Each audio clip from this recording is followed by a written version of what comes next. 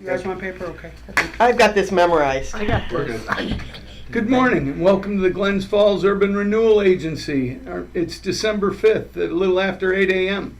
I'd like to call this meeting to order. We do have a quorum here. Welcome. We have a very short agenda today. So we have members Judy Calagero and Denise Conklin, Tim Larson, Jane Reed, and Judy, and myself. There we go. Good morning. I can't forget myself. Yeah.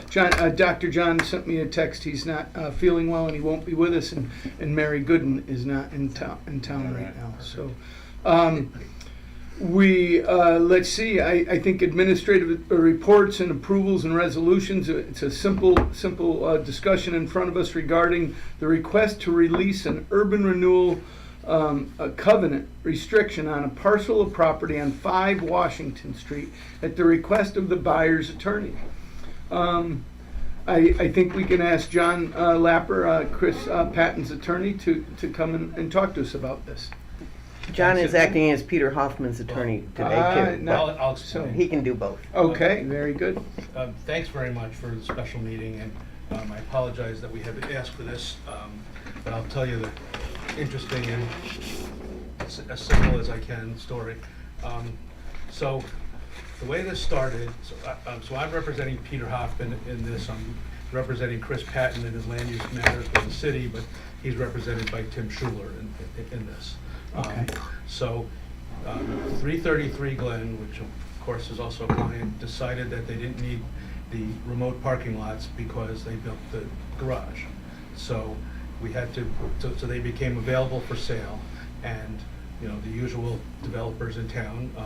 Stewart's decided that this would be banned on Glen Street, so they contracted to buy one. Patton contracted to buy one where he built the apartments, and Peter owned the one that went with Smith Flats that we're here to talk about. And then Peter was able to get under contract the parking lot that surrounds his Smith Flats building. So it's a little bit of a chess game. So in order for the lot to be big enough for Chris to do what he wanted to do on Washington Street, he contracted with Peter to buy the small parking lot that created a parcel big enough for him to do 28 apartments. Stewart's closed on building their under construction, or the lot on Glen and Sherman.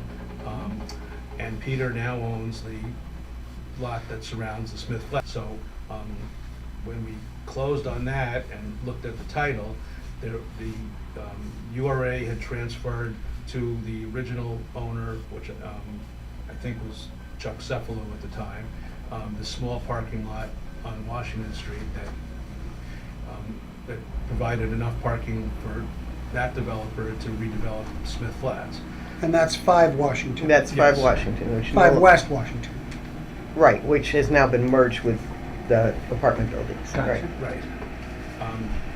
So in terms of parking, I assume that Chuck Cephalo is planning on doing the whole Smith Flats building as offices, which would have required a lot more parking than what Pete Hoffman did, which is 6 apartments and a small office on the first floor. So because the parking that's required for Smith Flats now, there's 15, it's a small lot. In addition to the building, the footprint doesn't allow for a lot of parking, but there's 15 spaces surrounding the building, and that's sufficient at this time because it's only 6 apartments, which require 1.5 spaces per apartment, plus I think 600 square feet of office space, depending upon the number of employees. That's about 6 spaces. So, so he actually has enough parking, but you know, but regardless, that the uses could change. So when everybody looked at the title, from that was transferred to Smith Flats with the covenant that it stay with Smith Flats in 2004. When everybody looked at the title, there was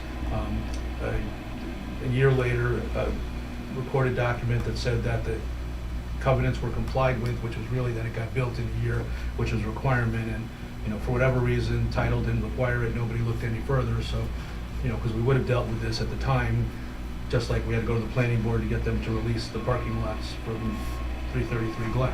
Right. So then Chris builds his building, everyone owns what they own, and you know, a month ago we're getting ready for financing so that Chris can take his cash back out of the building and use it for his next project.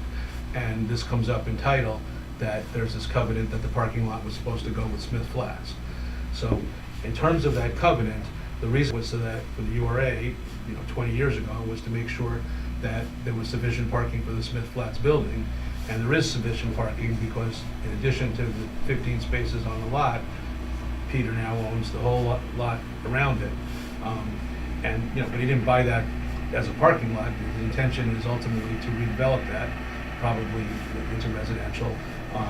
So the agreement that we provided, which you had asked for, says that at such time that he goes and redevelops the lot around Smith Flats, he'll come back to the URA and show you that he has enough parking for both projects on both of those two sites.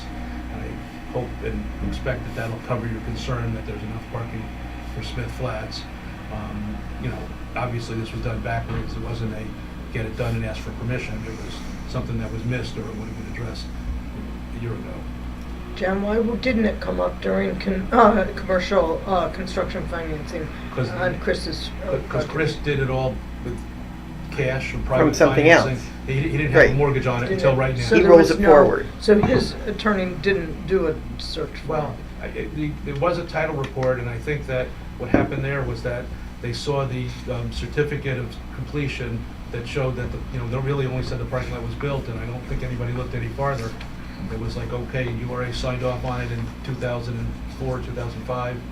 Pete bought the building in 2011, bought Smith Flat, so all this stuff was a long time ago. So it was an oversight, unfortunately. Do you know what the current occupancy level is at Smith Flats? So there's one financial office on the first floor and 6 apartments. Are they full? Yes, yeah. All 6? Yeah, he did a nice job like usual. It's really nice units. They've been full Oh, the since. building's beautiful. Yeah. Since he built it. And remember, Yeah. that was the one that had all the yellow tape on it before he bought it, that the porch Oh. was falling off and it was real I was here when we did it. We thought it was going to have to be demolished I know. before he did it. Well, and I think he got into it and found asbestos and had to pay the extra to have all that cleaned up, and it ended up being a very, even more difficult. Well, I just remember him saying, oh my God, we got in, we knew it was gonna be a big project, but I don't think they even knew that it was. And it's great when you're a guy like Peter Hoffman, that when you find something like that you can afford to clean it up and take a hit, or a double hit in this case. And so we've been very lucky to have people Peter. like him. Yeah. Because imagine if that was me and a group of other people that were just trying to build that building, that might sink you completely, right? You might have just bought yourself a building you couldn't afford to put back on the tax rolls. So I think we're lucky in that way. Also remember, there is a new comprehensive plan, and they are what will come out of that is a rezoning and a relook at all the zoning in downtown, and look at the need for 1.5 parking spaces per apartment. Is something that was clearly written years ago when they weren't necessarily thinking that they weren't thinking about promoting people having apartments in Glens Falls, and so I think that is something that they should look at. And certainly we need parking downtown, but Yeah. I don't know that you'd have a requirement for 6 buildings, that requirement of 1.5 per person or per apartment. Yeah. well, so that, It's looking another forward, but, conversation. Sorry. no, that's okay. No, at the time that this covenant was put on this lot, Chuck Cephalou was actually doing residential, but he was going to make much smaller apartments. Okay. So he was planning to load that place up with people. Oh. That Peter went bigger units and smaller, capacity is yeah. just a lovely thing.